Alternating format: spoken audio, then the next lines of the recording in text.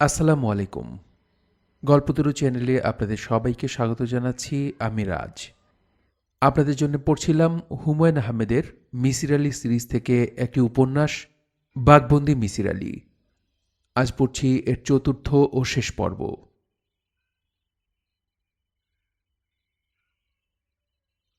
মিসির আলি সন্ধ্যা পর্যন্তই ঘরে থাকলেন। প্রতিমা এলো না। এতে তার টেনশন কমল না। যে কোনো সময় চলে আসবে, এই টেনশন থেকেই গেল। সন্ধ্যায় ফতুয়া আনতে গেলেন। দর্জির দোকান ফতে সুন্দর সাজিয়েছে, ঝলমলে বাতি জ্বলছে। টাকা দিয়ে মিসির আলি ফতুয়া নিলেন। দোকানের মালিক ফতে ছিল না। মিসির আলি কেমন যেন স্বস্তি বোধ করলেন। স্বস্তি বোধ করার কারণটা তার কাছে স্পষ্ট না। মিসির আলি মাথা নিচু করে হাঁটছেন। বাসায় ফিরে যেতে ইচ্ছা করছে না। তার মনে ক্ষীণ সন্দেহ। বাসায় ফিরে দেখবেন প্রতিমা বসে আছে। 1.5 টনে একটা ট্রাক নিয়ে এসেছে। সে ট্রাকে মিসির আলির জিনিসপত্র তুলে অপেক্ষা করছে কখন মিসির আলি আসবেন।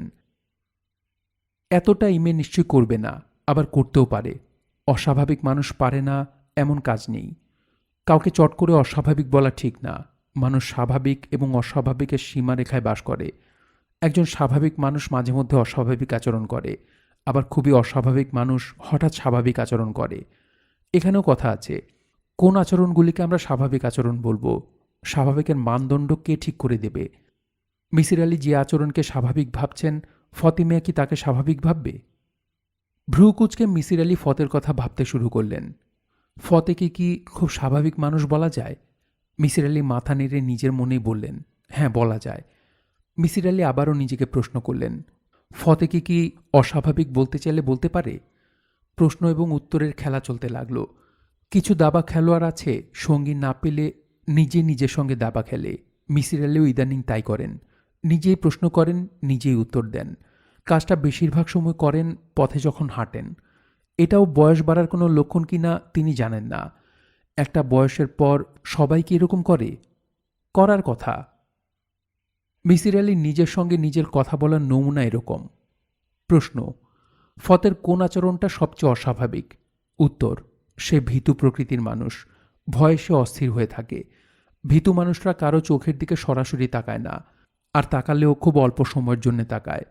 এ ধরনের মানুষ বেশিরভাগ সময় মেঝের দিকে তাকিয়ে কথা বলবে, সেটাই স্বাভাবিক। কিন্তু ফতে সবসময় চোখের দিকে তাকিয়ে থাকে। প্রশ্ন, সে কেন চোখের দিকে তাকিয়ে থাকে? উত্তর, হয়তোবা চোখের ভাষা পড়তে চায়। হয়তো সে চোখের ভাষা সহজে বুঝতে পারে। প্রশ্ন, তোমার এই হাইপোথিসিস কিভাবে প্রমাণ করা যাবে? উত্তর, খুব সহজে প্রমাণ করা যায়। চোখে সানগ্লাস পরে তার সামনে বসতে হবে। সানগ্লাসের কারণে তার চোখ দেখা যাবে না, কাজেই ফতে আর চোখের দিকে তাকাবে না। প্রশ্ন, আর কোন পদ্ধতি আছে? উত্তর, একজন জন্মান্ধের সঙ্গে তাকে কথা বলতে দিয়ে দেখা যেতে পারে। প্রশ্ন, তার অস্বাভাবিকতার আর কোনো উদাহরণ কি আছে? উত্তর, হ্যাঁ আছে, বড় একটা উদাহরণ আছে। প্রশ্ন, বলো শুনি। উত্তর, না, এখন বলবো না, আমি পুরোপুরি নিশ্চিত হয়ে নেই। প্রশ্ন, কি আশ্চর্য, তুমি যা বলার আমাকেই তো বলছো, আমি তো বাইরের কেউ না। উত্তর, যে প্রশ্ন করছে এবং যে উত্তর দিচ্ছে তারা একই ব্যক্তি হলেও আলাদা সত্তা। একটি সত্তা অন্য সত্তার থেকে নিজেকে আলাদা রাখতে চাইতেই পারে। মিসির আলি ঘড়ি দেখলেন, 7:30 বাজে। প্রায় 1.5 ঘন্টা তিনি হেঁটেছেন। কোনো এক চিপা গলির ভেতরে ঢুকে পড়েছেন। জায়গাটা চিনতে পারছেন না। একজনকে জিজ্ঞেস করলেন, ভাই, এই জায়গাটার নাম কি? সে এমনভাবে তাকালো যেন খুব গর্হিত কোনো প্রশ্ন তিনি করে ফেলেছেন। জবাব না দিয়ে সে চলে গেল। আরেকজনকে প্রশ্ন করলেন। সে নিতান্তই বিরক্ত গলায় বলল, জানি না। অদ্ভুত এক গলি। তার চোখের সামনে দিয়ে কালো রঙের প্রকাণ্ড একটা শূকর কয়েকটা বাচ্চা নিয়ে চলে গেল। মেথরপট্টিতে শূকর পোষা হয়। এই জায়গাটা নিশ্চয়ই মেথরপট্টি না। তিনি কোথায় এসে পড়েছেন? রাত 9টা। ফতে মিয়াকে নিউ মার্কেটের কাঁচা বাজারে ঘোরাফেরা করতে দেখা যাচ্ছে। সে এসেছে মুরগি কিনতে। সে 4টা রোস্টের মুরগি কিনবে। ফতের মামির কিছু বান্ধবী কাল দুপুরে খাবে। মামি রাতেই রোস্ট রেঁধে ফেলতে চান। ফতে দাঁড়িয়ে আছে বড় মাছের দোকানের সামনে।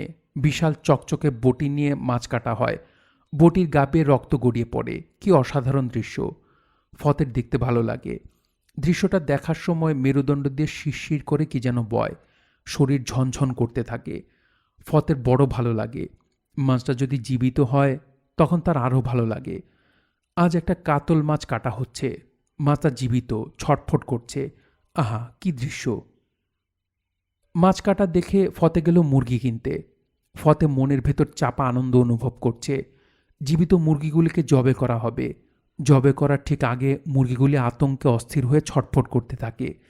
তখনও ফতের ভালো লাগে। ফতে ঠিক করেছে মুরগি জবে করার সময় সে বলবে মাথাগুলি যেন পুরোপুরি শরীর থেকে আলাদা করা হয়। খুব ছোটবেলায় একবার সে এই দৃশ্য দেখেছিল। বাড়িতে মেহমান এসেছে, মুরগি জবে হচ্ছে। ধারালো বটি দিয়ে টান দিতেই মুরগির মাথা শরীর থেকে আলাদা হয়ে গেল। যে মুরগি ধরেছিল সে হাত ছেড়ে দিল। কি আশ্চর্য! মাথা ছাড়া মুরগিটা ৩-৪ পা এগিয়ে গিয়ে ধপ করে পড়ে গেল। এই দৃশ্য এরপরে ফতে আর দেখেনি। যতবারই মুরগি কাটা হয় ফতে আগ্রহ নিয়ে এই দৃশ্য দেখার জন্য বসে থাকে। সে নিশ্চিত একসময় না একসময় সে দৃশ্যটা দেখবে। কে জানে, কপাল ভালো হলে হয়তো আজই দেখবে। আজ তার জন্য শুভ দিন। নিজের দোকান চালু হয়েছে। ফতে মুরগি কাটতে দিয়ে নিচু গলায় বলল, মুরগির মাথা পুরাটা আলগা করে ফেলেন। মুরগি কাটার লোক বলল, বুঝলাম না, কি কন? ফতে বলল, এক পোঁচ দিয়ে মাথা আলাদা করে ফেলেন। লোকটা আপত্তি করল না। যা বলা হলো তাই সে করল। ছোটবেলার ঘটনাটা ঘটল না। মাথাবিহীন কোনো মুরগি দৌড় দিল না। ফতে আফসোসের ছোট্ট নিঃশ্বাস ফেলল। এ ধরনের মজার ঘটনা রোজ রোজ ঘটে না, হঠাৎ হঠাৎ ঘটে। মুরগির কাটা মাথাগুলি ফতে আলাদা করে পলিথিনের ব্যাগে নিয়ে নিল। কাটা মাথাগুলি নিয়ে একটা মজা করা যাবে। যে বেবি ট্যাক্সিতে করে সে বাড়িতে ফিরবে, মুরগির কাটা মাথাগুলি সেই বেবি ট্যাক্সির সিটে রেখে আসবে। সিটের উপর রক্তমাখা মাথা রেখে ফতে নেমে যাবে। পরের যে যাত্রী উঠবে সে বসতে গিয়ে ভয়ে ভিমড়ি খাবে, চিৎকার চেঁচামেচি করবে। ফতের ভাবতেই ভালো লাগছে। এই সময় সে কাছে থাকবে না, এটা একটা আফসোস। ফতে বেবি ট্যাক্সি বাড়ি পর্যন্ত নিল না, বাড়ির কাছাকাছি এসে ছেড়ে দিল। বেবি ট্যাক্সিওয়ালাকে বাড়ি চেনানো মোটেই ঠিক হবে না। কেন সে মুরগির মাথা সিটে রেখেছে তা নিয়ে দরবার করতে পারে। এইসব সূক্ষ্ম কাজ খুব ঠান্ডা মাথায় করতে হয়, সামান্য ১৯-২০ও করা যায় না। ফতে এই কাজগুলি ঠান্ডা মাথায় করে বলেই এখনও টিকে আছে। কেউ তাকে ধরতে পারেনি, কোনোদিন পারবেও না। ৪টা মুরগি নিয়ে ফতে রওনা হয়েছে। তার বেশ মজা লাগছে। সে কল্পনায় দেখতে পাচ্ছে তারপরে বেবি ট্যাক্সিতে যে উঠবে তার দশাটা কি হবে। ধরা যাক স্বামী স্ত্রী উঠেছে। প্রথমে উঠল স্ত্রী। সে বসতে গিয়ে বলল, কিসের উপর বসলাম গো? স্বামী বলল, তুমি সবসময় যন্ত্রণা করো। স্ত্রী বলল, হাতে যেন রসের মতো কি লাগলো। এর মধ্যে স্বামী এসে উঠেছে। দেশলাই জ্বালিয়ে আটকে উঠেছে। হতভম্ব গলায় বলছে, সর্বনাশ, শত শত মুরগির মাথা কোত্থেকে আসলো? ৪টা মুরগির মাথাই তখন তাদের কাছে শত শত মুরগির মাথা বলে মনে হবে। ভয় পেলে এরকম হয়। ফতে ছোট্ট নিঃশ্বাস ফেলে ভাবল, মুরগির মাথা না হয়ে যদি মানুষের মাথা হতো তখন কেমন হতো। ৪টা মাথার তখন প্রয়োজন নেই, একটা কাটা মাথাই যথেষ্ট। সিটের একটা কোণায় কাটা মাথাটা পড়ে আছে। অন্ধকার বলে সব কিছু পরিষ্কার দেখা যাচ্ছে না। যাত্রী উঠল। বেবি ট্যাক্সি চলা শুরু করেছে। যাত্রী বলল, কে যেন ব্যাগ নাকি ফেলে গেছে। বলে সে হাত দিয়ে জিনিসটা তুলল। এরপর যে নাটক হবে তার কোনো তুলনা নেই। এই নাটক কল্পনায় দেখলে হবে না, এই নাটক দেখতে হবে বাস্তবে। বেবি ট্যাক্সি নিয়ে ফতেকেই বের হতে হবে। যাত্রী যখন কাটা মাথাটা হাত দিয়ে তুলে ধরে হতভম্ব গলায় বলবে, এটা কি? তখন ফতে খুব স্বাভাবিক গলায় বলবে, এটা একটা ছোট বাচ্চার কাটা মাথা, সাইডে রেখে দেন। ভাবতেই গা যেন কেমন করছে। মেরুদণ্ড দিয়ে শীতল স্রোত বয়ে যাচ্ছে। শরীর ঝলঝল করছে। কাজটা করতে হবে। একটা কাটা মাথা নিয়ে বের হতে পারলে অনেক মজা করা যাবে। হয়তো আত্মভোলা টাইপ কোনো যাত্রী উঠেছে। সিটের কোনায় কি পড়ে আছে সে তাকিয়েও দেখছে না। তাকে সে বলবে, স্যার, সিটের কোনায় ছোট বাচ্চার একটা কাটা মাথা আছে, একটু খেয়াল রাখবেন মাথাটা যেন পড়ে না যায়। কিংবা ধরা যাক খুব সাহসী কোনো যাত্রী এসেছে। সে প্রচণ্ড ধমক দিয়ে বলল, এই বেবি থামাও, গাড়ির ভেতর মানুষের মাথা কেন? কোত্থেকে এসেছে? চলো থানায় চলো। সে তখন খুবই বিনীত গলায় বলবে, মাথাটা স্যার আমি এনেছি। শুক্রবার থেকে আরেকটা মাথা তুলে ডেলিভারি দিতে হবে। মাল দুটা ডেলিভারি দিয়ে আপনার সঙ্গে থানায় যাব, কোনো সমস্যা নেই। ফতের চোখ চকচক করছে। কল্পনা করতেই এত আনন্দ। আসল ঘটনার সময় না জানি কত আনন্দ হবে। আসল ঘটনার খুব দেরিও নেই। নকল ঘটনা ঘটতে ঘটতে আসল ঘটনা ঘটে। তার জীবনে সবসময় এরকমই হয়েছে। অতীতে যেহেতু হয়েছে, ভবিষ্যতেও হবে। কোনো এক বর্ষার রাতে দেখা যাবে মাফলার দিয়ে নাক মুখ ঢেকে সে বেবি ট্যাক্সি নিয়ে বের হয়েছে। সেই বেবি ট্যাক্সির প্রাইভেট লেখা সাইনবোর্ড সে খুলে ফেলেছে। এখন তারটা সাধারণ ভাড়ার বেবি ট্যাক্সি। ফার্মগেট থেকে যাত্রী তুলেছে, যাবে উত্তরায়। মোটামুটি ফাঁকা রাস্তা, স্বামী স্ত্রী এবং ছোট একটা বাচ্চা। বাচ্চাটাই প্রথম দেখল, সহজ গলায় মাকে বলল, মা এটা কি? ফতের মামি তসলিমা খানম ফতেকে দেখেই রেগে উঠলেন। ক্ষিপ্ত গলায় বললেন, 4টা মুরগি কিনতে এতক্ষণ লাগে? তুমি কি ডিমে তা দিয়ে মুরগি ফুটিয়ে এনেছ? ফতে কিছু বলল না, বলার কিছু নেই। সে যদি 5 মিনিটের মধ্যে চলে আসতো তাহলেও তসলিমা খানম চেঁচামেচি করতেন, অন্য কোনো প্রসঙ্গ নিয়ে চেঁচামেচি। তখন হয়তো বলতেন, বুড়া মোড়ক কোত্থেকে এনেছ? এটা কি রোস্টের মুরগির সাইজ? রোস্টের মুরগির যে মিডিয়াম সাইজ হয় তুমি জানো না? নাকি জীবনে কখনো রোস্ট খাওনি? তোমাকে কি রোস্ট কোনোদিন দেওয়া হয় না? আবার বেয়াদবের মতো চোখে চোখে তাকিয়ে আছো কেন? মামির চেঁচামেচিকে ফতে গ্রাহ্য করে না, কিন্তু ভাব করে যেন খুব গ্রাহ্য করছে। ভয়ে বুক কাঁপছে। এই অভিনয় সে ভালোই করে, শুধু একটাই সমস্যা, তাকে তাকিয়ে থাকতে হয়। চোখের দিকে না তাকালে সে মাথার ভেতর ঢুকতে পারে না। সমস্যা হচ্ছে চোখের দিকে তাকালেই লোকজন মনে করে সে বেয়াদবি করছে। তসলিমা খানমের মাথার ভেতরে ঢোকা ফতের জন্য খুব সহজ, হুট করে ঢুকে যাওয়া। তবে খুব সাধারণ একটা মাথা, ঢুকে কোনো আনন্দ নেই। এই মহিলার সমস্ত চিন্তাভাবনা সংসার নিয়ে।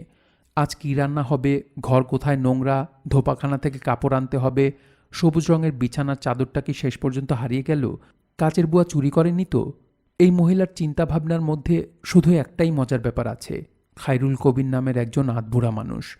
এই আধবুড়া লোকটাকে এই মহিলা ডাকেন বড়দা। আধবুড়াটা তাকে ডাকে পুটুরানি। আধবুড়া শয়তানটা বিয়ে করেনি, সে বাসাবোর একটা দোতলা বাড়িতে থাকে। ফতে কোনোদিন সে বাড়িতে যায়নি, তবে বাড়িটা কোথায়, কেমন সব জানে। কোন ঘরে কী ফার্নিচার তাও সে বলতে পারবে, কারণ ওই বাড়িটা তসলিমা খানমের মাথায় খুব পরিষ্কারভাবে আছে। তসলিমা খানম স্কুলে পড়ার সময় থেকে ওই বাড়িতে যেতেন, বিয়ের পরেও যান। আধবুড়া শয়তানটা তখন তাকে পুটুরানি পুটুরানি করে খুবই নোংরাভাবে আদর করা শুরু করে। এই সময় পুটুরানি বলে, বড়দা এরকম করলে আমি কিন্তু আর আসবো না। তুমি একা একা থাকো বলেই মাঝে মাঝে তোমাকে দেখতে আসি। তুমি এসব কি করো? বুড়ো বলে, আচ্ছা যা, আর আসতে হবে না। পুটুরানি তখন বলে, দরজাটা বন্ধ করো, দরজা তো খোলা। বুড়োটা বলে, তোর বন্ধ করতে ইচ্ছা হলে তুই কর। পুটুরানি বলে, কে নাকে দেখবে? বুড়ো বলে, দেখুক যার ইচ্ছা। ফতের মাঝে মাঝে ইচ্ছা করেছে বুড়োর কথা বলে হঠাৎ তার মামিকে চমকে দেয়। যেমন সে খুব সহজ গলায় বলল, মামি বুধবার যে আপনার বড়দার কাছে যাওয়ার কথা, আপনি যাবেন না? এটা করা ঠিক হবে না, তখন তার আশ্রয় নষ্ট হয়ে যাবে। মামি তৎক্ষণাৎ তাকে বাড়ি থেকে বের করে দেবেন। তবে এখন যদি সে চায় তাহলে এই কাজটা করতে পারে। এখন বাড়ি থেকে বের করে দিলেও তার থাকার জায়গা আছে, সাজঘরে বিছানা পেতে শুয়ে থাকবে। এখন পুটুরানির বিষয়টা নিয়ে মজা করা যায়। মজাটা এমনভাবে করা যেন কেউ ধরতে না পারে মজার পেছনে সে আছে। ফতেকে আবার বাজারে যেতে হচ্ছে। গরম মশলা এনে বাসায় ঢোকা মাত্র মামি বললেন, টক দই আনোনি কেন? 3টা মাত্র জিনিস আনতে পাঠালাম, এর মধ্যে একটা ভুলে গেছো? তখন ফতে যদি বলে টক দইয়ের কথা আপনি বলেননি, তাহলে মামি খুবই রেগে যাবে। আবার ফতে যদি নিজ থেকে টক দই নিয়ে আসে তাহলেও মামি রাগ করবেন। গলার রগ ফুলিয়ে বলবেন, আগ বাড়িয়ে তোমাকে কে দই আনতে বলেছে? সবসময় মাতব্বরি করো কেন? আলগা মাতব্বরি করবে না। বাজারে যাবার সময় ফতে দেখল সিঁড়ির গোড়ায় লুনা বসে আছে, একা একা খেলছে। হাতের আঙুল একবার খুলছে একবার বন্ধ করছে। এটা লুনার বিশেষ ধরনের খেলা এবং খুবই পছন্দের খেলাটা। সে ঘন্টার পর ঘন্টা খেলতে পারে। ফতে তার কাছে এগিয়ে গেল। পুটুরানি, পুটুরানি। লুনা চোখ তুলে তাকালো, মিষ্টি করে হাসল। ফতে তার কানের কাছে মুখ নিয়ে বলল, পুটুরানি, পুটুরানি, পুটুরানি। এইবার লুনা ফিসফিস করে বলল, পুটুরানি। ফতে স্বস্তির নিঃশ্বাস ফেলল, কাজ হয়েছে। এখন লুনা নিজের মনে পুটুরানি পুটুরানি করতে থাকবে। ফতের মামি ব্যাপারটা খুব সহজভাবে নিতে পারবে না। লুনার কপালে আজ দুঃখ আছে, চট থাপ্পড় অবশ্যই খাবে। ভাবতেই ফতের মজা লাগছে।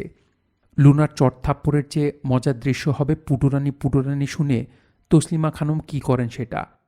এই মজার দৃশ্য ফতে দেখতে পাবে না, কি আফসোস। স্যার কেমন আছেন? প্রশ্নের জবাব দেবার আগে মিসির আলি দেয়াল ঘড়ির দিকে তাকালেন। সকাল 9টা। দেয়াল ঘড়িটা আধুনিক ইলেকট্রিক্যাল ঘড়ি না হয়ে পুরনো দিনের পেন্ডুলাম ঘড়ি হলে ঢং ঢং করে 9টার ঘণ্টা বাজতে শুরু করত। মিসির আলি শুকনো গলায় বললেন, ভালো আছি। প্রতিমা, তুমি কেমন আছো? যাক, নাম তাহলে মনে আছে। আমি ভাবলাম আবার বোধহয় প্রথম থেকে শুরু করতে হবে, আমার পরিচয় দিতে হবে, কেন আমার নাম প্রতিমা ব্যাখ্যা করতে হবে। মিসির আলি মনে মনে ভাবলেন, মেয়েটা আগে এত কথা বলতো না, এখন বলছে কেন? প্রতিমা বলল, স্যার এখন বলুন, আমাকে দেখে কি রাগ লাগছে? না। বিরক্তি লাগছে? বুঝতে পারছি না। প্রতিমা বলল, আমাকে দেখে আসলে আপনি খুশি হয়েছেন। আপনি বোঝানোর চেষ্টা করছেন যে বিরক্ত হয়েছেন, আসলে তা না। স্যার ঠিক বলেছি? আনন্দ এবং উৎসাহে প্রতিমা ঝলমল করছে, আজ তাকে আরও সুন্দর লাগছে। মিসির আলি তাকিয়ে দেখছেন। বসার ঘরে দুটো বড় বড় সুটকেস। এই সুটকেস প্রতিমাই নিয়ে এসেছে। সুটকেস কেন এনেছে কে জানে। মিসির আলি বললেন, যেদিন আসার কথা ছিল সেদিন আসুনি। আসুনি কেন? প্রতিমা বলল, আপনি বলুন কেন আসিনি।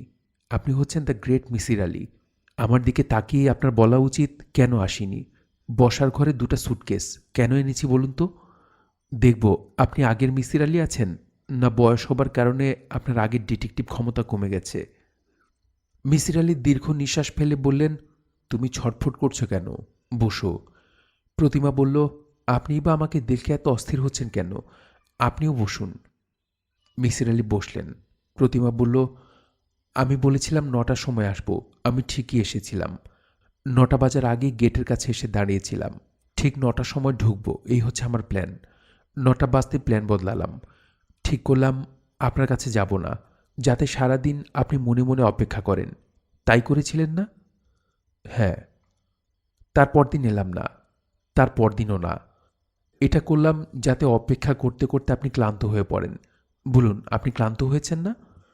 খানিকটা হয়েছি।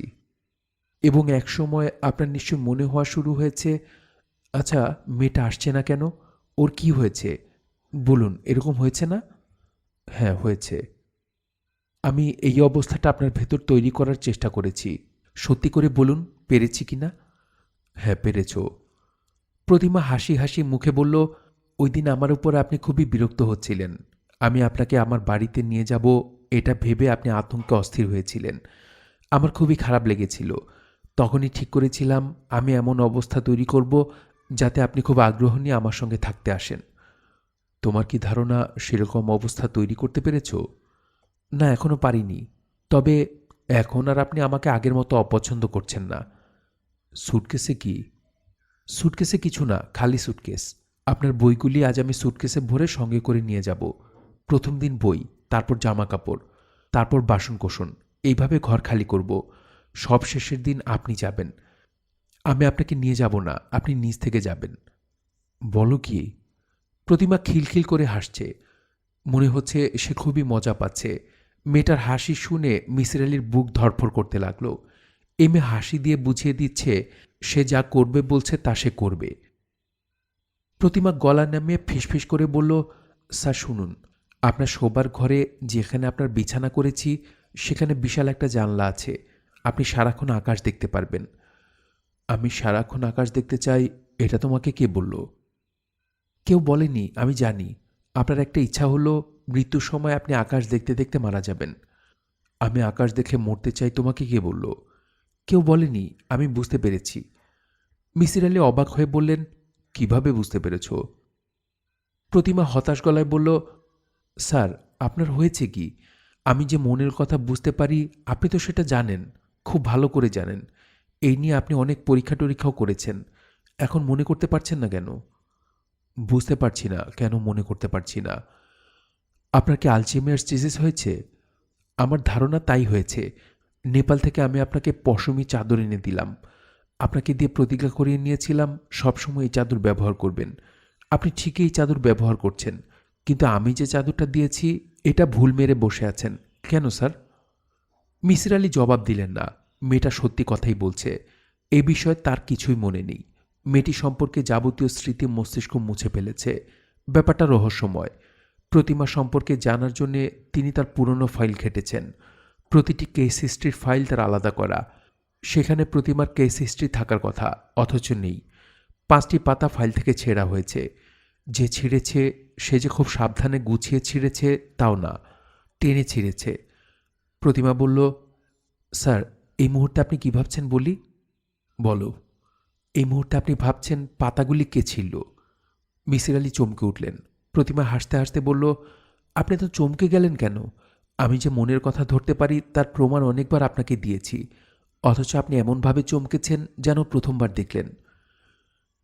ইয়াসিন 2 কাপ চা নিয়ে ঢুকেছে। প্রতিমা তার দিকে তাকিয়ে বিরক্ত গলায় বলল, তুমি চা বানিয়ে নিয়ে এসেছো কেন? আমি না তোমাকে বললাম তুমি পানি গরম করে আমাকে খবর দেবে, আমি চা বানিয়ে দেব? বলেছি কি বলিনি? বলেছেন। আর কখনো এই ভুল করবে না। ইয়াসিন মুখ ভোঁতা করে দাঁড়িয়ে রইল। প্রতিমা কড়া গলায় বলল, যা, হাঁদারামের মতো দাঁড়িয়ে থাকবি না। ইয়াসিন চলে গেল। প্রতিমা এমনভাবে কথা বলছে যেন সে এ বাড়ির কর্ত্রী। বাড়ির দেখাশোনা, সংসার চালানোর সব দায়িত্ব তার একার। মিসির আলি চায়ে চুমুক দিলেন। প্রতিমা বলল, স্যার, আপনি কি নিজের হাতের লেখা চিনতে পারবেন, না নিজের হাতের লেখাও ভুলে গেছেন? মিসির আলি বললেন, হাতের লেখা চিনব। 50 টাকার স্ট্যাম্পে আপনাকে দিয়ে কিছু কথা লিখে নিয়েছিলাম, মনে আছে? না।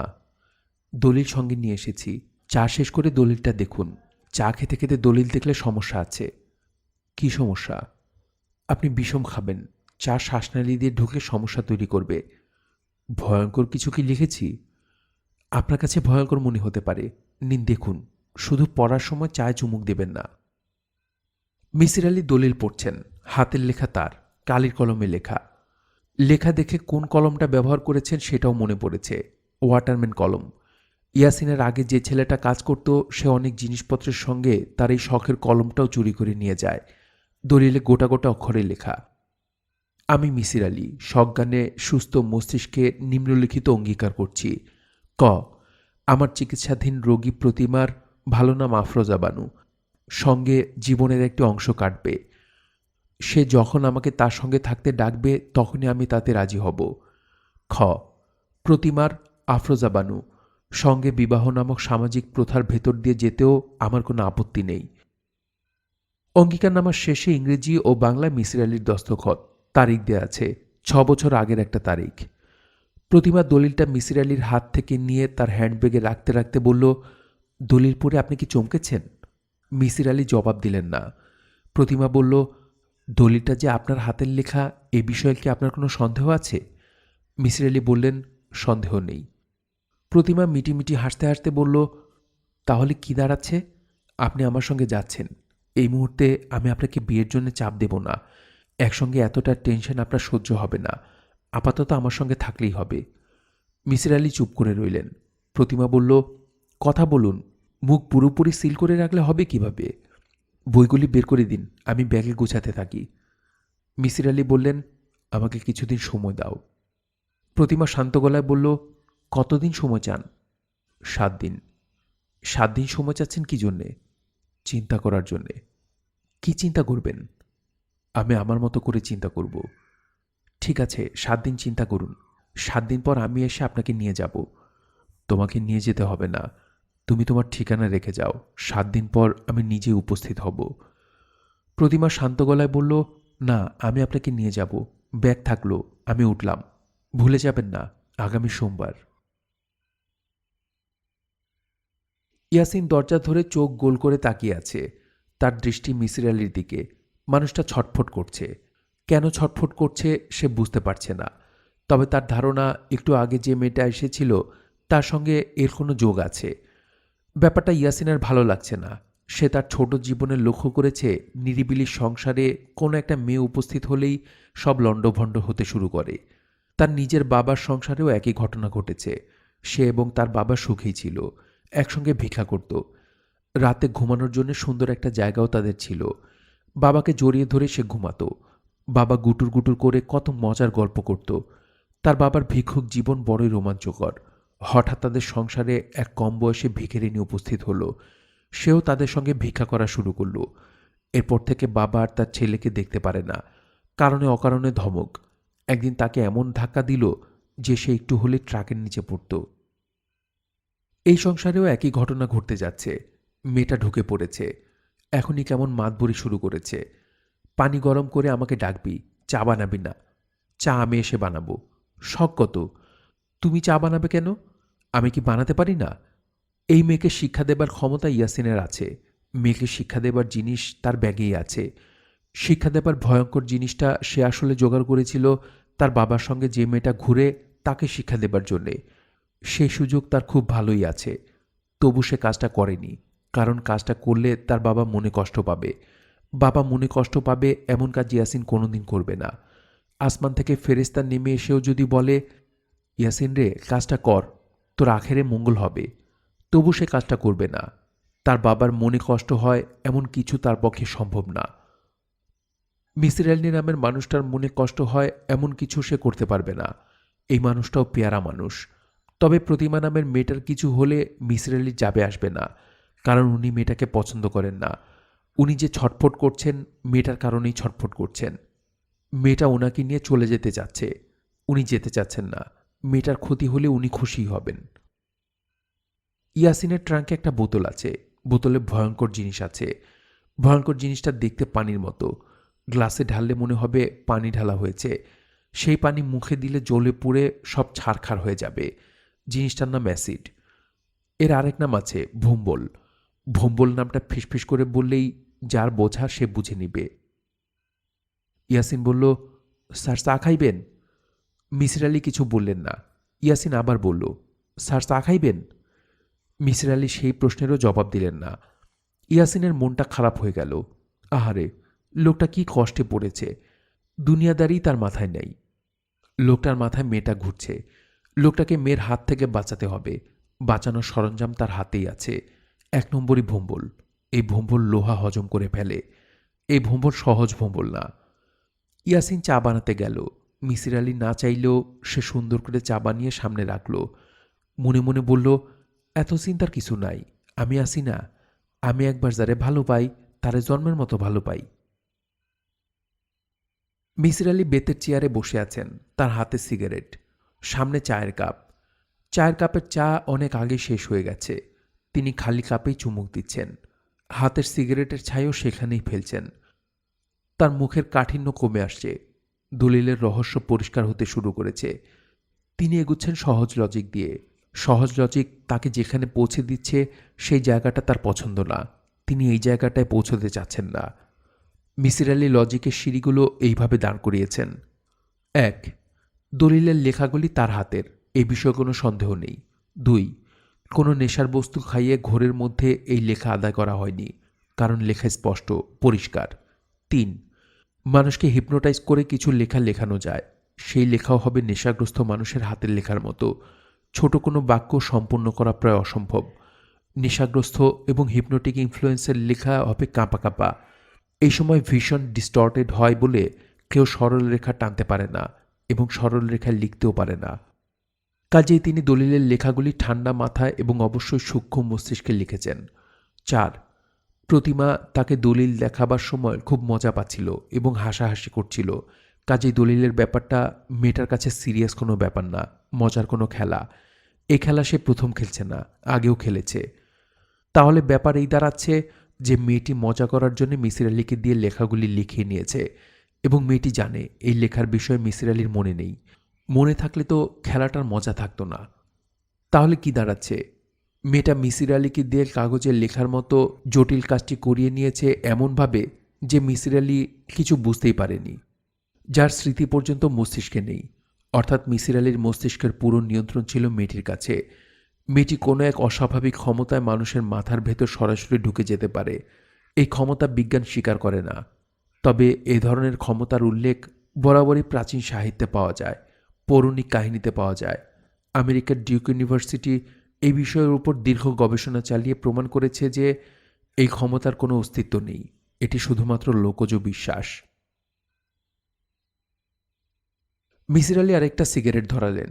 বুকশেলফ থেকে সাইকোপ্যাথিক মাইন্ড বইটি হাতে নিলেন, কিন্তু পাতা উল্টালেন না। তার স্মৃতিশক্তি আগের মতো নেই। তারপরেও এই বইটির প্রতিটি পাতা তার প্রায় মুখস্থ। পৃথিবীর ভয়ঙ্কর সব খুনিদের মানসিক ছবি বা সাইকোলজিক্যাল প্রোফাইল এই বইটিতে দেয়া আছে।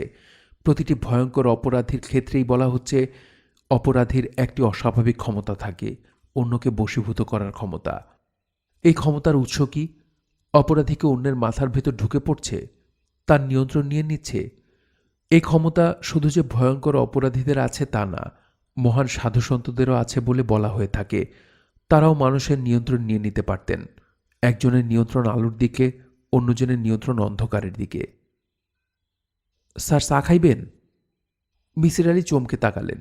ইয়াসিন তার দিকে তাকিয়ে আছে। তার চোখের দৃষ্টিটা যেন কেমন, যেন অশুভ কিছু সেখানে আছে। মিসির আলি বললেন, না, চা খাবো না, আমি রাস্তায় কিছুক্ষণ হাঁটব। স্যার, আপনি শরীর কি খারাপ? না, আমার শরীর ভালো। ফজলু খুব লজ্জিত বোধ করছে। ফতে নামের এমন একজন ভালো মানুষের ব্যাপারে সে এত খারাপ ধারণা করেছিল। ছি ছি ছি। প্রথম থেকেই তার মনে হয়েছিল লোকটা খারাপ। লোকটার ভেতর মতলব আছে। লোকটার নজর দিলজানের দিকে। লোকটা যখন তাকে সিগারেট দিত, তার কাছে মনে হতো সে কোনো মতলবে সিগারেট দিচ্ছে। তার নিতে ইচ্ছে করত না, লোভে পড়ে নিত। লোভ খুব খারাপ জিনিস। ফজলু দিলজানকে বলে দিয়েছে যেন কখনো ফতের কাছে না যায়। ফতে যদি তাকে ডাকে, সে যেন ঘরে ঢুকে পড়ে। ফজলু নিশ্চিত ছিল ফতে দিলজানকে ডাকবে। ফতে ডাকেনি, কোনো দিনও ডাকেনি। তারপরেও ফজলুর সন্দেহ দূর হয়নি। আজ সন্দেহ পুরোপুরি দূর হয়েছে। ফতে তাকে নার্সারিতে কাজ জোগাড় করে দিয়েছে। প্রতিদিন 3 ঘন্টা কাজ করবে। গাছে পানি দিবে, গোবর আর মাটি মিশিয়ে মশলা তৈরি করবে। বিনিময়ে 50 টাকা পাবে। কাজটা শেখা হয়ে গেলে সে নিজেই একটা নার্সারি দেবে। কোনো একটা রাস্তার ফুটপাত দখল করে বসে পড়বে। সে টাকা জমাতে শুরু করেছে। বন্ধকি বসতবাড়ি ছাড়াই এনে স্ত্রীকন্যাকে গ্রামে পাঠিয়ে দেবে, মেয়ের বিয়ে দেবে। ফজলু গাঢ় স্বরে বলল, আপনি আমার বড় একটা উপকার করলেন। ফতে বলল, এটা কোনো উপকার হলো নাকি? এটা কোনো উপকারই না। নাও, একটা সিগারেট নাও। ফজলু আনন্দে অভিভূত হয়ে সিগারেট নিল। এমন একটা ভালো মানুষের বিষয়ে সে কি খারাপ ধারণাই না করেছিল। ছি ছি ছি।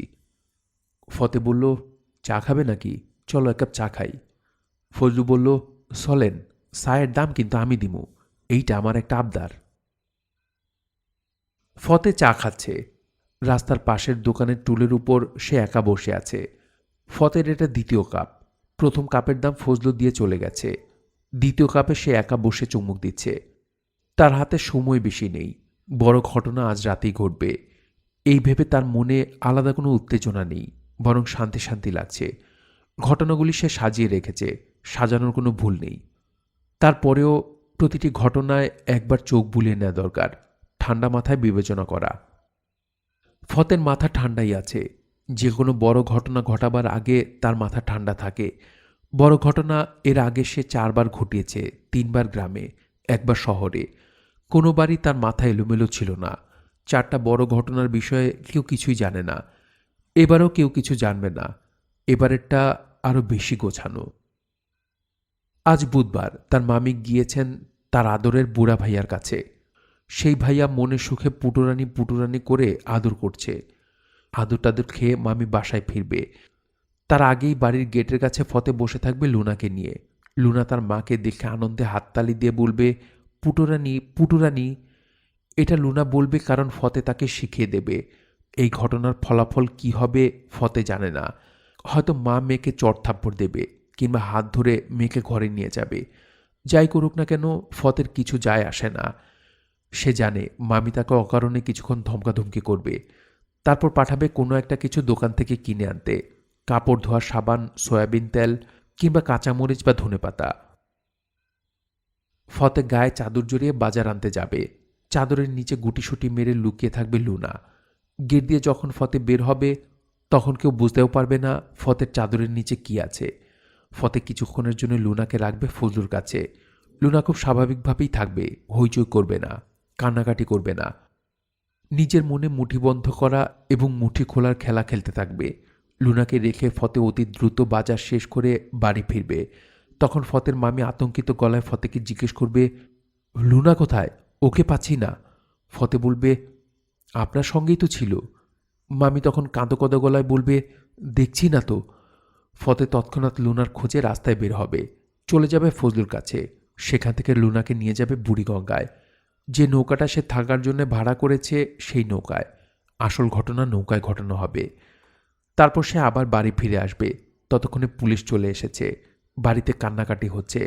ফতে আবারও লুনার খোঁজে বের হবে। এবার বের হবে বেবি ট্যাক্সি নিয়ে। তার চাদরের নিচে বড় কালো পলিথিনে ব্যাগে সযত্নে রাখা মাথাটা বের করে সে যাত্রীদের সিটের এক কোণায় রেখে দেবে। আসল খেলা শুরু হবে তখন। লুনা মেয়েটাকে নিয়ে মন খারাপ করার কিছু নেই। এই মেয়েটা বড় হয়ে বাবা মার জন্য যন্ত্রণা ছাড়া কিছু নিয়ে আসবে না। সব যন্ত্রণার সমাধান। এক অর্থে ফতে তার মামা মামির উপকারই করছে। পুরো ব্যাপারটা ভাবতে ফতের খুব মজা লাগছে। হাসি চাপতে পারছে না। চায়ের দোকানি অবাক হয়ে বলল, ভাইজান একলা একলা হাসেন কেন?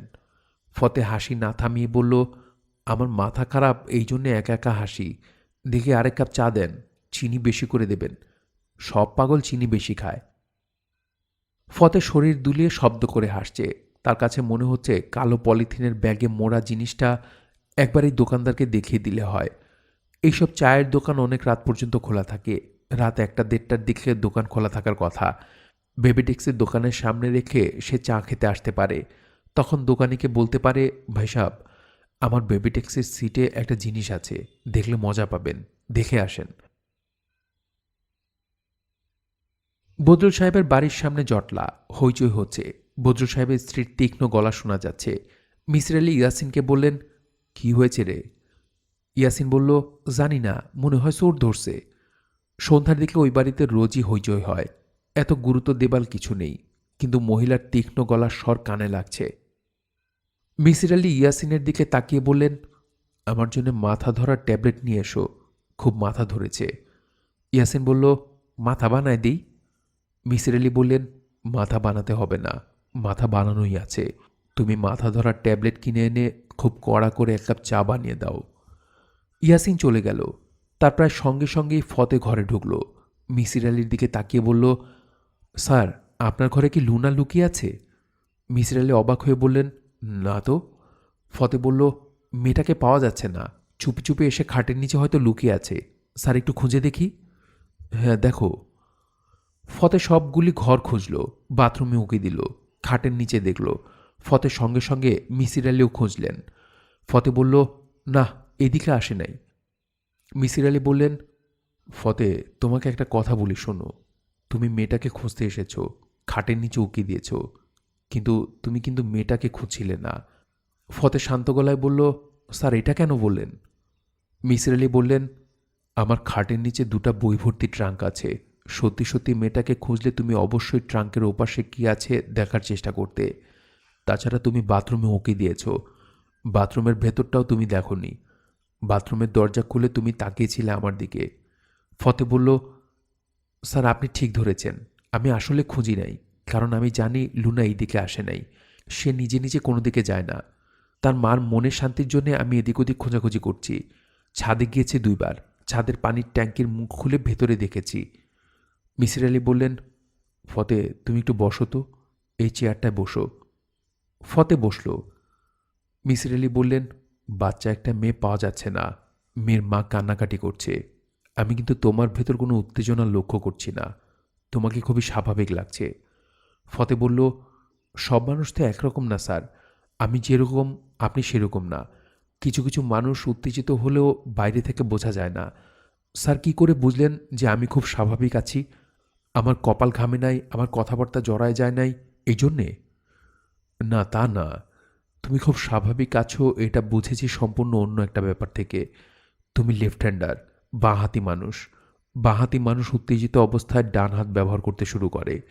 তুমি তা করছো না, তুমি বাঁহাতি ব্যবহার করছো। অথচ তোমাদের বাড়িতে আজ ভয়ঙ্কর ঘটনা ঘটেছে। ফতে মনে মনে বলল, সাবাস বেটা, তুই মানুষের মাথার ভেতর ঢুকতে পারিস না, তারপরেও তুই অনেক কিছু বুঝতে পারিস। তোর সাথে পাল্লা দিতে পারলে খারাপ হয় না। আমি তোকে চিনে ফেলেছি, তুই কিন্তু এখনও আমাকে চিনোস নাই। মিসির আলি বললেন, ফতে শোনো, তুমি এতই স্বাভাবিক আছো যে আমার সন্দেহ হচ্ছে মেয়েটা কোথায় আছে তুমি জানো, এবং আমার ধারণা মেয়েটাকে তুমি সরিয়েছ। ফতে আবারও মনে মনে বলল, সাব্বাস সাব্বাস, আয় দুজনে একটা খেলা খেলি, বাঘবন্দি খেলা। তুই একটা চাল দিবি, আমিও একটা চাল দিব। মিসির আলি বললেন, ফতে, কিছু একটা বলো, চুপ করে আছো কেন? মেয়েটাকে তুমি সরাওনি? ফতে বলল, গেটে দারোয়ান আছে, লুনাকে নিয়ে গেট থেকে বের হলে দারোয়ান দেখত না। মিসির আলি বললেন, তোমার গায়ে ভারী চাদর, এই চাদর দিয়ে ঢেকে মেয়েটাকে সরিয়ে নিলে কারো সন্দেহ করার কিছু নেই। চাদরের নিচ থেকে মেয়েটা কোনো শব্দ করবে না, কারণ সে তোমাকে খুব পছন্দ করে। তাকে চাদরের নিচে ঢুকিয়ে তুমি বারান্দায় হাঁটাহাঁটি করছো, এই দৃশ্য আমি বেশ কয়েকবার দেখেছি। ফতে মনে মনে বলল, তুই বাঘবন্দি খেলা খেলতে চাস? আয় খেলি। তুই 3-4টা ভালো ভালো চাল দিয়ে ফেলেছিস, আমি কোনো চাল দেই নাই, এখন দিব। মিসির আলি বললেন, ফতে কথা বলো, চুপ করে থেকো না। বাচ্চা মেয়েটাকে তুমি সরিয়েছ? জি। মেয়েটা কোথায় আছে? খুব ভালো জায়গা আছে স্যার, কোনো সমস্যা নাই। আপনি এত দুশ্চিন্তা করবেন না স্যার, নেন একটা সিগারেট খান। তুমি এই কাজটা কেন করলে? ফতে হেসে ফেলে বলল, মামা করতে বলেছে, এই জন্যে করেছি। বদরুল সাহেব বলেছেন? জি। মামার হুকুমে লুনাকে এক বাসায় রেখে এসে এমন ভাব করছি যেন আমি খুব পেরেশান হয়ে খুঁজছি। মিসির আলি বললেন, তোমার মামা এই কাজটা কেন করছেন? ফতে হাই তুলতে তুলতে বলল, মামিকে শিক্ষা দেওয়ার জন্য কাজটা করেছেন। মামি বাচ্চাটাকে মাঝে মাঝে মারে, এটা মামার ভালো লাগে না। অসুস্থ একটা বাচ্চা, একে তার মা মারবে কেন? এই জন্যে মামা ঠিক করেছে লুনাকে 3-4 ঘন্টা লুকিয়ে রাখবে, যাতে মামি বুঝতে পারে সন্তান কি জিনিস। ঘটনাটা কি এখন বুঝেছেন স্যার? হ্যাঁ, বুঝেছি। বাচ্চাটা আছে কোথায়? বুড়িগঙ্গা নদীতে, নৌকার ভিতরে। সে খুব মজায় আছে। স্যার, একটা কাজ করবেন? মিসির আলি সিগারেট ধরাতে ধরাতে বললেন, বলো কি কাজ? ফতে বলল, আপনি আমার সঙ্গে চলেন, নৌকা থেকে দুজনে মেয়েটাকে নিয়ে আসি। মিসির আলি বললেন, চলো যাই। ফতে বলল, দুজনে একসঙ্গে বের হলে মামি সন্দেহ করবে। স্যার, আপনি আগে চলে যান, সদরঘাট লঞ্চ টার্মিনালের সামনে চায়ের দোকান আছে, ওইখানে বসে চা খান। আমি মামিকে বলি লুনাকে খোঁজার জন্য বের হচ্ছি, এই বলে চলে আসব। আমার পৌঁছতে 10 মিনিটের বেশি দেরি হবে না। স্যার, যাবেন? মিসির আলি বললেন, হ্যাঁ। 1 ঘন্টার বেশি হয়েছে মিসির আলি অপেক্ষা করছেন। ফতের কোনো দেখা নেই। তিনি দুশ্চিন্তা করা শুরু করেছেন। ফতে লুনা সম্পর্কে যে ব্যাখ্যা দিয়েছে মিসির আলির কাছে মনে হয়েছে এই ব্যাখ্যা ঠিক না। ফতে তাৎক্ষণিকভাবে একটা ব্যাখ্যা দাঁড় করিয়েছে। মানসিকভাবে অসুস্থ একটা মেয়েকে রাতের বেলা বুড়িগঙ্গার নৌকার উপর রাখার কোনো যুক্তি নেই। মেয়েটিকে লুকিয়ে রাখলে তার বাবা তাকে খুব কাছাকাছি কোথাও রাখবে, বুড়িগঙ্গায় নৌকার উপর পাঠাবে না। মিসির আলির মনে হলো লুনা মেয়েটি বিপদে আছে, সহজ কোনো বিপদ না, জটিল ধরনের বিপদ। বিপদ ঘটতে খুব দেরিও নেই। মিসির আলি ইয়াসিনের দিকে তাকালেন। ইয়াসিন কি মনে করে যেন তার সঙ্গে এসেছে। ইয়াসিনকে কি লুনার বাবার কাছে চিঠি দিয়ে পাঠাবেন? তিনি অপেক্ষা করবেন ফতের জন্যে? ইয়াসিন চিঠি নিয়ে চলে যাবে বদরুল সাহেবের কাছে। চিঠিতে লেখা থাকবে, আপনার মেয়ের মহাবিপদ, পুলিশে খবর দিন, প্রয়োজনীয় ব্যবস্থা নিন। প্রয়োজনীয় ব্যবস্থা কি তার মাথায় আসছে না। মাথায় এলে সেটাও চিঠিতে লিখে দিতেন। স্যার, অনেক দেরি করে ফেলেছি। মিসির আলি চমকে দেখলেন ফতে পেছনে দাঁড়িয়ে আছে। জামে আটকা পড়ে গিয়েছিলাম, এখন জাম শেষে বেবি ট্যাক্সি রেখে হেঁটে চলে এসেছি। স্যার, চলেন যাই। মিসির আলি কিছু বললেন না, নিঃশব্দে ফতেকে অনুসরণ করলেন। ফতে বলল, সঙ্গে সিগারেট আছে স্যার? না থাকলে নিয়ে নেই। নদীর মাঝখানে সিগারেটের টান দিতে বড়ই মজা। সিগারেট সঙ্গে আছে? মিসির আলি ক্লান্ত গলায় বললেন, সিগারেট সঙ্গে আছে। ইঞ্জিন লাগানো নৌকা, বেশ বড় সড়ো, অনেকটা বজরার মতো দরজা জানলা আছে। নৌকায় কোনো মাঝি নেই। ফতে নিজে ইঞ্জিন চালু করে নৌকা ছেড়ে দিয়ে বলল, স্যার, আপনি ভিতরে যান, লুনা ভেতরে আছে। এতক্ষণ ঘুমাচ্ছিল, এখন মনে হয় জেগেছে। মিসির আলি বললেন, মেয়েটা একা ছিল নাকি? ফতে বলল, একাই ছিল। তার কাছে একা যে কথা, দোকাতিকাও সেই কথা। যান স্যার, মেয়েটার সঙ্গে কথা বলেন। এর মধ্যে আমি নৌকা ওই পারে নিয়ে যাই। নৌকা ওই পারে নেবার দরকার কি? দরকার আছে স্যার, ফতে বিনা প্রয়োজনে কোনো কাজ করে না, ওই পারে ভিড় নাই। মিসির আলি দরজা খুলে নৌকার ভেতরে ঢুকলেন। লুনা বসে আছে, তার সামনে লজেন্সের 2টা প্যাকেট। সে প্যাকেট থেকে সব লজেন্সের খোসা ছাড়িয়ে একপাশে রাখছে। কাজটা সে খুব আনন্দ পাচ্ছে বলে মনে হচ্ছে। মিসির আলির দিকে তাকিয়ে লুনা হাসল। একটা লজেন্স মিসির আলির দিকে বাড়িয়ে দিল। মিসির আলি বললেন, খুকি, তুমি কেমন আছো? লুনা বলল, ভালো। কি করো? খেলি। এই খেলার নাম কি? জানি না। লুনা আরেকটা লজেন্স ইয়াসিনের দিকে বাড়িয়ে দিল। ইয়াসিন লজেন্স নিল না। লুনা হাত বাড়িয়ে থাকল। মিসির আলি বুঝতে পেরেছেন লজেন্স হাত থেকে না নেওয়া পর্যন্ত এই মেয়ে হাত নামাবে না। মেয়েটা খুবই অসুস্থ। তার মস্তিষ্কের কোনো একটা অংশ জট পাকিয়ে গেছে। এই জট কে খুলতে পারে? এমন কোনো বুদ্ধি যদি থাকতো মাথার ভেতর জট খোলা যেত। মিসির আলির হঠাৎ করে প্রতিমার কথা মনে পড়ল। প্রতিমাকে এই মেয়েটার জন্য কিছু করতে পারে। নৌকার ইঞ্জিন বন্ধ হয়ে গেছে।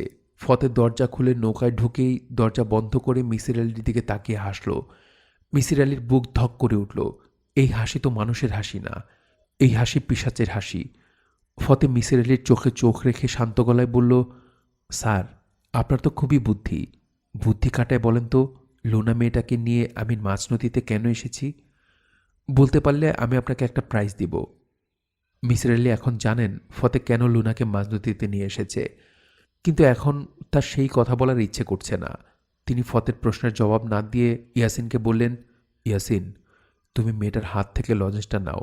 লজেন্স না নেওয়া পর্যন্ত সে হাত উঁচু করে রাখবে। ইয়াসিন লজেন্স নিল। লুনা মিষ্টি করে হেসে আবারও লজেন্সের খোসা ছড়ানোয় মন দিল।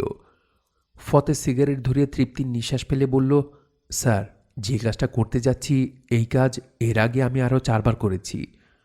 মিসির আলি বললেন, কেন করেছ? করতে খুব মজা লাগে স্যার। আমার হাতের কাজ যে দেখে সেই খুব ভয় পায়। কেউ ভয় পেলে আমি খুব সহজে তার মাথার ভেতর ঢুকে পড়তে পারি, অনেক দূর যেতে পারি, তার মাথা লণ্ডভণ্ড করে ফেলতে পারি। তখন কি যে আনন্দ হয়। ফতে, তুমি যে খুব অসুস্থ একজন মানুষ তা কি তুমি জানো? জানি, তার জন্য আমার খারাপ লাগে না। আল্লাহ আমাকে অসুস্থ করে পাঠিয়েছেন, আমি কি করব? এক অর্থে তোমার কথা ঠিক। তোমার জিনে কোনো গণ্ডগোল আছে, যে কারণে ভয়াবহ কাণ্ডগুলি হাসি মুখে করছো। তোমার সুস্থ হবার কোনো সুযোগ আছে বলেও আমার মনে হয় না। আপনার ভয় লাগছে না? না, ভয় লাগছে না। যে ভয়ঙ্কর ঘটনা তুমি ঘটাবে বলে ভাবছো সেই ঘটনা তুমি ঘটাতে পারবে বলে মনে হচ্ছে না। ফতে সিগারেটের লম্বা টান দিয়ে বলল, স্যার, আমার ক্ষমতা সম্পর্কে আপনার কোনো ধারণা নেই। আমি যে কোনো মানুষের মাথার ভেতর ঢুকে পড়তে পারি। এখন আপনার এই কাজের ছেলের মাথার ভেতর আমি ঢুকে বসে আছি। এর পকেটে একটা কাঁচের বোতল আছে, বোতল ভর্তি নাইট্রিক অ্যাসিড। আমি যখনই বলবো, ইয়াসিন, বোতলের জিনিসটা মিসির আলি সাহেবের গায়ে ঢেলে দে, সে গায়ে ঢেলে দেবে। ফতে ইয়াসিনের দিকে তাকিয়ে বলল, কিরে ইয়াসিন, ঢালবি না? যে মেয়েটার গায়ে ঢালার জন্য বোতল ভর্তি অ্যাসিড নিয়ে ঘুরছিস, সে যখন নেই তখন স্যারের গায়ে ঢালবি, পারবি না? ইয়াসিন হ্যাঁসূচক মাথা নাড়ল। ক্ষীণস্বরে বলল, পারব। ফতে বলল, তাহলে বোতলটা পকেট থেকে বের করে মুখটা খুলে রাখ। ইয়াসিন তাই করল। ফতে হাসতে হাসতে বলল, একটু ভয় ভয় লাগছে না স্যার? মিসির আলি বললেন, না। একটু লাগছে না? না। ফতে বিস্মিত হয়ে তাকাচ্ছে। মিসির আলি নিজেও বিস্মিত হচ্ছেন। ভয়ঙ্কর একজন মানুষ তার সামনে বসে আছে, অথচ তিনি বিচলিত হচ্ছেন না। প্রচণ্ড ভয়ের কোনো ঘটনা ঘটলে রক্তে অ্যান্ড্রোলিন নামের এনজাইম প্রচুর পরিমাণে চলে আসে, ভয় কেটে যায়। সেরকম কিছু কি ঘটেছে? তিনি ইয়াসিনের দিকে তাকালেন। অ্যাসিডের বোতল হাতে সে শক্ত হয়ে বসে আছে। তার দৃষ্টি পুরোপুরি ফতের দিকে। ফতে তাকিয়ে আছে ইয়াসিনের দিকে। মিসির আলি লক্ষ্য করলেন, ফতে যখনই তার দৃষ্টি মিসির আলির দিকে দিচ্ছে, ইয়াসিন তখনই নড়ে উঠছে। তাহলে কি দাঁড়াচ্ছে? ফতে যে দাবি করছে সে মানুষের মাথার ভেতর ঢুকে পড়তে পারে, মাথার ভেতর ঢুকতে তার কি চোখ নামক পথের প্রয়োজন হয়? ইয়াসিন যদি চোখ বন্ধ করে ফেলে তাহলে কি ফতে তার মাথার ভেতর ঢুকে বসে থাকতে পারবে? মিসির আলিকে অতি দ্রুত যে কাজটা করতে হবে তা হলো ইয়াসিনের হাত থেকে অ্যাসিডের বোতলটা নিয়ে নিতে হবে। মিসির আলি ছোট্ট নিঃশ্বাস ফেলে ডাকলেন, ইয়াসিন। ইয়াসিন তার দিকে তাকালো না, ফতের দিকেই তাকিয়ে রইল। ফতের ঠোঁটের কোনায় ক্ষীণ হাসির রেখা। মিসির আলি দ্রুত চিন্তা করছেন। ফতেকে এক্ষুনি বিভ্রান্ত করতে হবে, চমকে দিতে হবে। মিসির আলি হালকা গলায় বললেন, ফতে শোনো, তুমি যে ক্ষমতার কথা বলছো এই ক্ষমতা যে আমার নেই তা কি করে বুঝলে? ফতে চমকে তাকালো। মিসির আলি বললেন, এসো আমার মাথার ভেতর ঢুকে দেখো। ফতে তাকিয়ে আছে। তার চোখ তীক্ষ্ণ তীব্র, তার মুখ হা হয়ে আছে, ঠোঁট বেয়ে লালার মতো কিছু গড়িয়ে পড়ল। ফতে মিসির আলির মাথার ভেতর ঢোকার চেষ্টা করছে, অনেকক্ষণ থেকে করছে, পারছে না। তার নিজেরই সামান্য ভয় ভয় লাগছে। ভয় পাওয়া ঠিক হবে না। সে ভয় পেলে মাথায় ঢুকতে পারে না। খুব বেশি ভয় পেয়ে গেলে হয়তো উল্টো ব্যাপার ঘটবে। মিসির আলি তার মাথায় ঢুকে পড়বেন। ফতে ক্ষণ ক্ষণ নিঃশ্বাস নিতে লাগল। মিসির আলি বললেন, তুমি আমার সঙ্গে যে খেলা খেলতে চেয়েছো এই খেলাটা খেলতে পারবে না। আমি খেলায় কয়েকটা দান এগিয়ে আছি। ফতে বলল, কিভাবে? আমি 1 ঘন্টা লঞ্চ ঘাটে দাঁড়িয়েছিলাম না, আমি পুলিশে খবর দিয়েছি। আপনি মিথ্যা কথা বলছেন। ফতে, আমি তো বোকা না। তুমি আমাকে বোকা ভাবলে কেন? তোমার মতো ক্ষমতা আছে এমন একজন রোগীর আমি চিকিৎসা করেছিলাম। সেও আমাকে বোকা ভাবত, এখনও ভাবে। এ জাতীয় ক্ষমতা সম্পন্ন মানুষের প্রধান দুর্বলতা হলো এরা অন্য সবাইকে বোকা ভাবে। তুমি কি এখনও আমাকে বোকা ভাবছ? ফতে শীতল গলায় বলল, আপনি মিথ্যা কথা বলেছেন। আপনি পুলিশকে খবর দেন নাই। মিসির আলি বললেন, ফতে, তুমি বোধহয় লক্ষ্য করনি, ইয়াসিনের হাতে যে বোতলটা ছিল সে বোতলটা এখন আমার হাতে। পুলিশের বাঁশির আওয়াজ তুমি এক্ষুনি শুনবে। মিসির আলির কথা শেষ হবার আগেই পরপর 2বার বাঁশি বেজে উঠল। নৌকা দুলে উঠল। ফতে ভয়ঙ্করভাবে কেঁপে উঠল। মিসির আলি বললেন, এটা পুলিশের বাঁশির শব্দ না, লঞ্চ ছাড়ছে, ভেপু দিচ্ছে। ফতে, তুমি ভয়ঙ্কর ভয় পেয়েছ। ফতে কাঁপা কাঁপা গলায় বলল, আপনি পুলিশে খবর দেন নাই? মিসির আলি বললেন, তুমি ঠিকই বলছো, আমি পুলিশে খবর দেইনি। পুলিশের কথা বলেছি তোমার ভিতর ভয়ের বীজ ঢুকিয়ে দেবার জন্যে। ভয়ের বীজ ঢুকে গেছে। সত্যি করে বলো ফতে, তোমার ভয় লাগছে না? না। মিথ্যা কথা বলার দরকার নেই ফতে।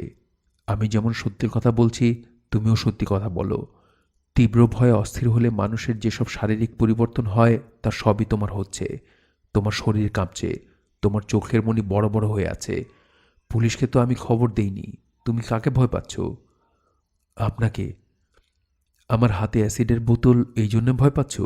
শোনো ফতে, আমার পক্ষে কোনো অবস্থাতেই কারো গায়ে অ্যাসিড ছুঁড়ে ফেলা সম্ভব না। এই দেখো, বোতলটা আমি পানিতে ফেলে দিচ্ছি, তাতেও কিন্তু তোমার ভয় কমবে না। ফতে ঢোক গিলল। মিসির আলি নামের মানুষটা সত্যি সত্যি বোতলটা ফেলে দিয়েছে। মানুষটার দুর্দান্ত সাহস। এত সাহসে পেল কোথায়? ফতে যেখানে বসেছে তার নিচে বড় একটা ধারালো ছুরি আছে। হাত নামিয়ে সে কি ছুরিটা নেবে? ফতে। জি। তুমি ভয়ঙ্কর অসুস্থ একজন মানুষ। তোমার চিকিৎসা হওয়া দরকার। প্রতিমার সাহায্য নিয়ে আমি তোমার চিকিৎসা করার চেষ্টা করতে পারি। তুমি কি চাও আমি তোমার চিকিৎসা করি? না। তোমাকে তো ছেড়ে দেওয়া ঠিক হবে না ফতে। তোমাকে ছেড়ে দিলে তুমি ভয়ঙ্কর সব অপরাধ করবে। আমি তা হতে দিতে পারি না। লুনা আরেকটা লজেন্সের খোসা ছাড়িয়ে ফতের দিকে ধরে আছে। মিসির আলি বললেন, ফতে, লজেন্সটা ওর হাত থেকে নাও। লজেন্স না নেওয়া পর্যন্ত সে হাত উঁচু করেই রাখবে। ফতে লজেন্স নিল। মিসির আলি বললেন, চলো নৌকার পাটাতনে গিয়ে দাঁড়াই। তুমি বলেছিলে মাঝ নদীতে সিগারেট টানতে খুব মজা। দেখি আসলেই মজা কিনা। ফতে কোনো রকম আপত্তি করল না। মিসির আলির সঙ্গে নৌকার পাটাতনে এসে দাঁড়ালো। মিসির আলি বললেন, ফতে, তুমি কি পানিতে ঝাঁপ দেওয়ার কথা চিন্তা করছো? ফতে চমকে উঠে বলল, আপনি কিভাবে বললেন? মিসির আলি বললেন, অনুমান করে বলছি। আমার কারো মাথায় ঢোকার ক্ষমতা নেই, তবে আমি খুব ভালো অনুমান করতে পারি। সেই অনুমানটা মাথায় ঢোকার মতোই। ফতে, তুমি পানিতে ঝাঁপ দিও না। পানি অতিরিক্ত ঠান্ডা হবার কথা, আর স্রোতও বেশি, তোমাকে ভাসিয়ে নিয়ে যাবে। মিসির আলি সিগারেট ধরালেন। ফতে ঠিকই বলেছে, মাঝ নদীতে সিগারেট ধরাবার আনন্দই আলাদা। আনন্দের সঙ্গে তিনি গাঢ় বিষাদ অনুভব করছেন। বিষাদের কারণটা তিনি ধরতে পারছেন না। নৌকার ভেতরে লুনা মেয়েটা খিলখিল করে হাসছে। আশ্চর্য, প্রতিমাও ঠিক এরকম করেই হাসে।